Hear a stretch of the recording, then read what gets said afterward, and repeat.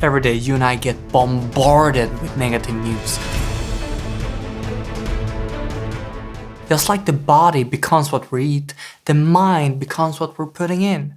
It is important to listen to stories that not only gives you hope, but also inspires you and uplifts you. In this podcast, we're interviewing experts who will break down the solutions to the world's most pressing problems. And I promise you, if you listen to this podcast, you will not only stay informed, but you will also feel more energy in your life. Welcome to Great.com Talks with.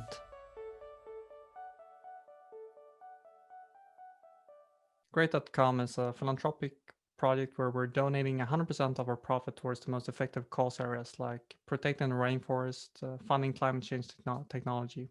And if you want to help us donate even more money, you could subscribe to this channel. The topic of today is after school programs. What is that and why is it important?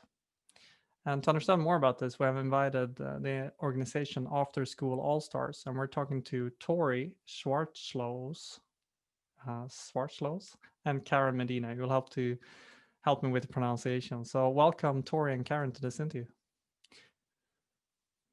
Right.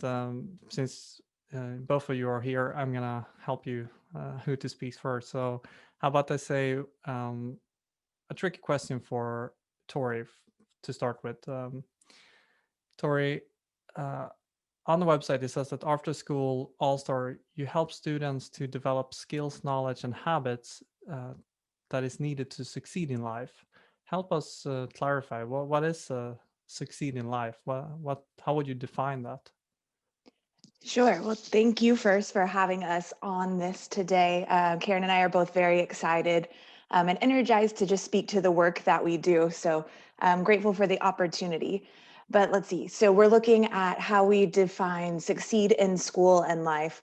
And for me, I think it's about being a citizen who can help with giving back to their communities, who can help with shepherding others as they go through their lives as well, who find who their true center is, and then are able to just express themselves through every aspect of their being as they continue on their life path.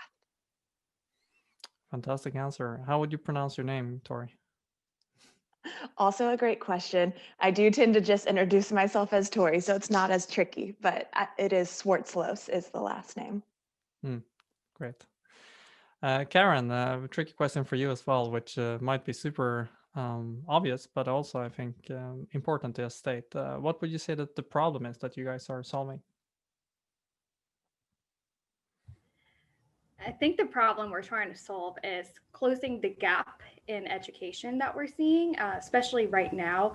There is a big gap from lack of resources, the technology. We are virtual, we are in person, we're hybrid. There's different perspectives going on right now across the country where we all are located. And that is one of our biggest issues, making sure that all of our students are getting the best education that they can, the best after school programs, that we are providing them with the best that we can also offer safely. And that is one of our biggest problems in general. Also pre-COVID times, it was making sure that we were giving them that best opportunity so students could thrive in our after school programs and not just in school. Closing the gap of education. And I'm guessing we're talking about inequality, that some kids don't have the same opportunity to go to quality education. And I'm guessing also that we're talking, if you go to, I imagine after school would be you go to school and then you go after school, there's like an activity center. You could do some sports, or you could go to All-Star your education. So help us understand what does it look like when the programs that you're doing. Yeah, so we are school-based. So we are, at least in Philly and Camden, we're 100% school-based. I know some other chapters might have different other opportunities, and they might have different centers that they also have to go students. So what it pretty much means is once students get out of school, they stay in school. They stay with us. We're right there. Our program leaders, our site coordinator, education coordinators. We have different staff members that help in all this massive production, and they stay there.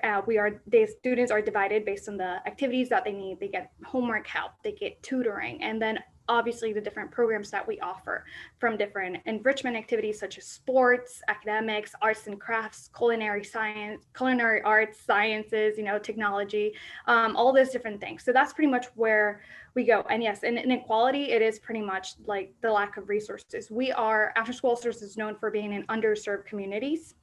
So sometimes a lot of these public schools or charter schools might not have the greatest funding behind them, or if they do have funding, they have limited funding.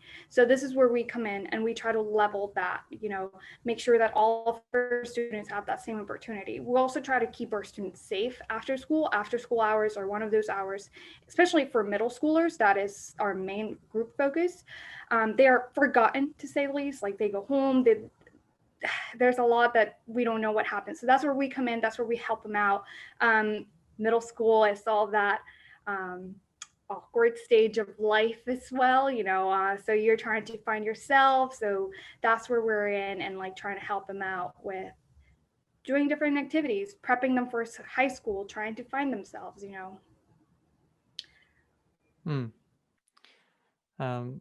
So you're saying that you would focus on areas where there are not equal education prerequisites.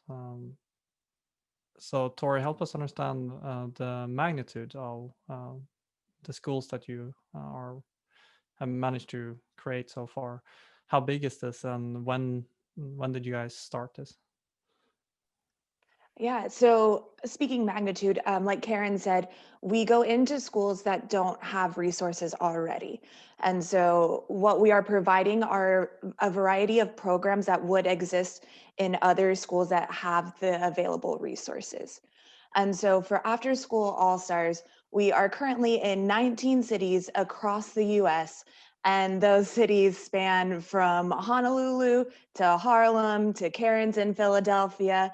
I'm in Dallas. It's a pretty great impact, but we are always looking to further deepen those relationships and deepen the impact in the cities that we're in and beyond as well. So, Karen, if you touch a little bit upon it, what would happen if All-Star School would not exist? What would the kids do otherwise? They wouldn't get to meet us and we wouldn't get to meet them.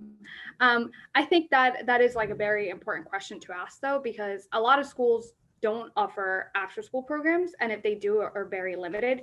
So our after school program spans from 3 p.m. Or 2:30 all the way until 6 p.m. So that is a big gap where parents are usually still at work, wrapping up work, getting things ready. So if we weren't there, I think they would either just go home, and a lot of first students might be unsupervised at home. They might not have that supervision that they would have in school. And it's not really more of the supervision, it's also like the help that they get from homework help. And we also provide free dinner.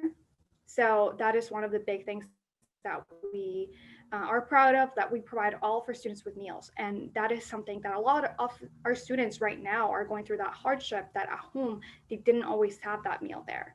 So all of this is something that they would be missing out on if they didn't have our program, or they would probably get it somewhere else, but it wouldn't be the same as After School All-Stars being it all there. And it is a community. We are a community, and you can definitely feel that by the fact that, well, Tori in Dallas and me being in Philly and Camden are so close and connected, So that is one of the big things that would probably affect our students. Tori, on the website, you can actually read who you guys are serving. And if you just look at different groups, the Hispanic group, Latinas, and Black African American would be quite highly represented.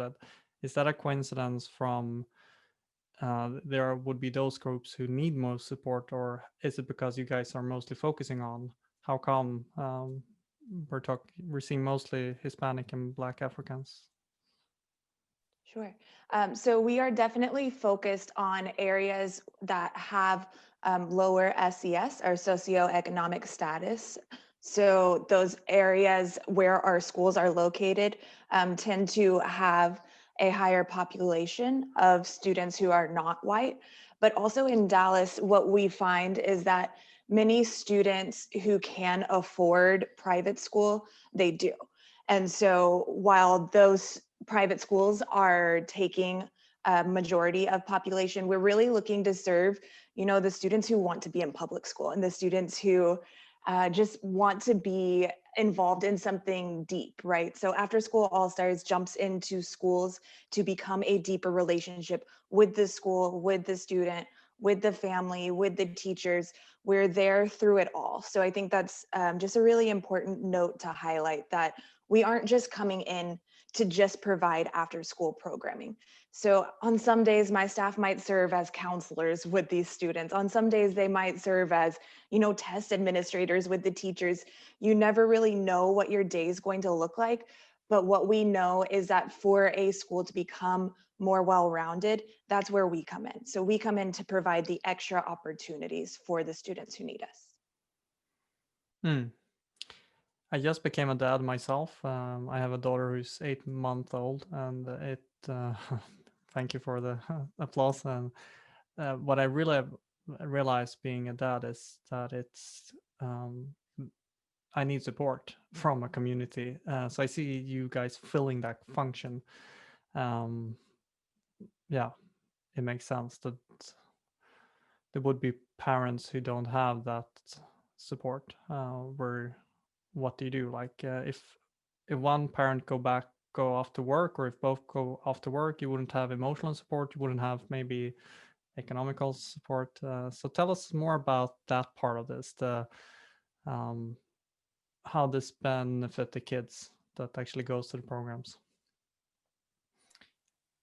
Yeah, so our staff are highly trained in social emotional learning techniques.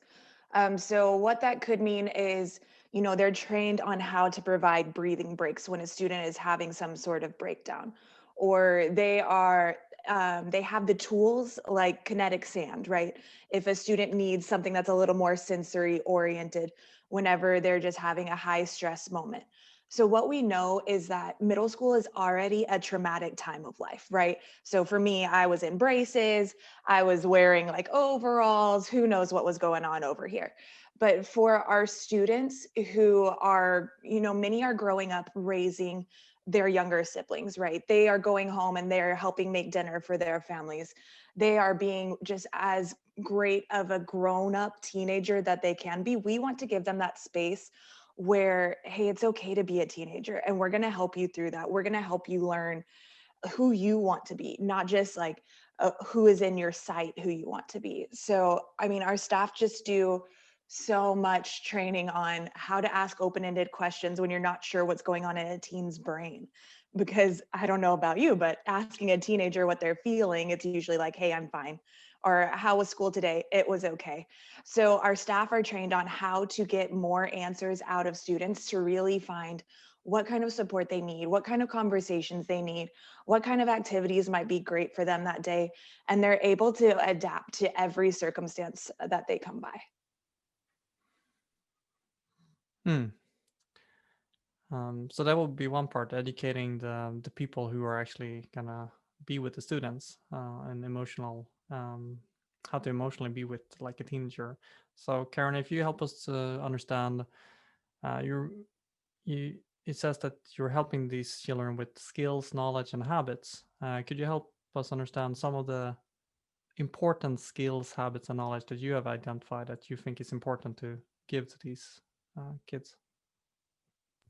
Yeah, I think one of the big ones is the fact that we see them every day in school. So that's creating bonds right there that you might not be able to at home, whether you're an only child or have different family members. I think the fact that our staff are there for them, they're able to create those bonds that are really skills for life that you don't really might not know that you need when you're that young. But when you go to a job interview, when you're starting in a new job, a new company, whatever, you're creating all of these bonds that if you weren't able to create those when you were a younger child, then it's going to be really hard for you to fit in.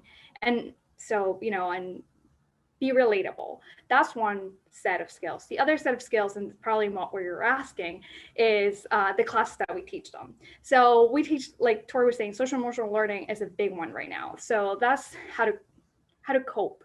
How do you go through what you're going through in life? How do you respond to a pandemic? How do you respond to going to school every day and seeing your friends, being able to hug them, to how do you respond now to just this, seeing them on a square, on a box, and not being able to like say hi to them when you want to, but you have to like say hi and everybody hears your hi and everybody has your conversation, like same conversation, So that's one of the skills that we're trying to just help them grow, help them learn how to be patient. We also try to teach them different skills with their hands, very hands-on activities that we have. So one of our big things was origami. Origami is folding paper pretty much, right, and creating something. And something so simple became such a hit for our students because it gave them a break from just staring at a computer, staring from watching videos that before they loved videos, like, oh, can we go on the computers? I'm like, yeah, let's do it. Now they're like, I don't want to be on that computer, So something as like folding paper became such an important thing. And of course, sports have always been a hit. Like we have boxing, we have all of these different things that teach them boxing, all of these like different sports teach them different skills, like, oh my God, I'm blanking on the word, but like attitudes, how to be responsible, how to be a team player, how to be, patient with yourself, with your team members, with your peers, all of these skills, how to be a leader. So how do you lead in different situations? And we're getting to see this in a very different scenario now in the virtual world, because we got to see it in person. I feel obviously in person, everything is easier. Now we're definitely being challenged. So we're also teaching them cooking. So cooking is one of our big classes, cooking. It's funny to see students get in the kitchen and get all dressed up for cooking, and this is great. This is what we want to get out of them. They wouldn't be able to do that in school. In school, they would just be in their uniform, but now they're bringing everything out that they didn't even know they had, like mittens and all this, that they're like, we're not using the oven, but they still are wearing them. So all these skills are different, like how to follow instructions, how to first read through everything and go step by step, not just jump to the last step, So those are some of the skills we're trying to teach them. I got touched by that energy. Kind of, I want to join your school just from hearing that energy vibration coming out there. Fantastic. So my two last questions, one each for you, would be, Tori, if I start with you, what would you like people to do? Like you're talking now to an international audience where either if you want to highlight for a specific person that you want to talk to, or for overall, what would you like people to do after hearing this? Yeah, so I think we have two major forms of ways of getting involved with After School All Stars. Way number one is donating money, right? Because we know that the more funds that we have, the more ability we have to run bigger programs, right? So literally we can go bigger in the schools that we're at, or we can open even more schools in the cities that we're at, or even beyond that. Way number two is volunteering. So we are all virtual right now. What that means is if someone reaches out and says, hey, I want to volunteer with your students in cooking club at Karen's school, you can. So we want you to be involved. It takes, a few forms and a little bit of training, but the more students that we have hearing stories about people's lives, the better. Right now, we want to open their lenses to what could be possible for them because they don't even know. And we want them to know, hey, like the world is yours for the taking and we're just here to facilitate it along the way. So actually, Tori, one more question for you before I go to Karen. How big of a gap is it? You already managed to build schools in many locations. I guess there's much more work to do. how many more schools do you see needed like this to cover what you would like to cover? Yeah, definitely. So in Dallas specifically, we are in 6 middle schools, but we want to take over all of DISD, Dallas Independent School District. And it's going to take a bit of time and a bit more funding for sure, but it's definitely our dream. And so just know that we're coming for you and we want it. Gotcha. Karen, the last question. Is there anything that you would like to empathize, that you would like for more people to understand? I think this is more than just what we're doing. This is more for like the entire world. Middle school is definitely not just an awkward phase for Americans or for our students here in the US. I grew up outside of the country. I moved here recently, like 7 years ago. And growing up outside and seeing my students go through very similar experiences, I'm like, wow, we might have gone, we might have gone in different schools, different countries, but it really is important for us to focus on after school programs and middle schools. Like one of the big statistics is that for every one student that gets in after school programs, there's 3 waiting for a spot that does not exist. And that is something that, like Tori was saying, there are so many more schools out there. And this is something that for anyone out there, next time you hang out with a middle schooler, talk to them, listen to them, make sure that they know that their voice is being heard, because that is one of the big things we encounter in our students. And our students are pretty good students, they just don't like to speak up, but like Tori say, they give you one answer, like yes, no, okay, fine, but really when you get to know them, you get to have conversations with them of 30 minutes, an hour, and they will chat the ear off, like they will literally tell you everything and you will learn so much from them. So I think that's one of the big things that I would tell everybody out there. Focus, like pay attention to what they're saying. They're also growing. You probably went through it. And like Tori said, we don't know what was happening during those ages. So not many people talk about their middle school experience. A lot of people talk about their high school experience and elementary. And I know it's different terms for, internationally, but for middle school, in our schools are 5th grade to 8th grade. That's our middle school range. So if you ever encounter someone in those grades, just make sure you listen to them, talk to them, make sure that you empower them.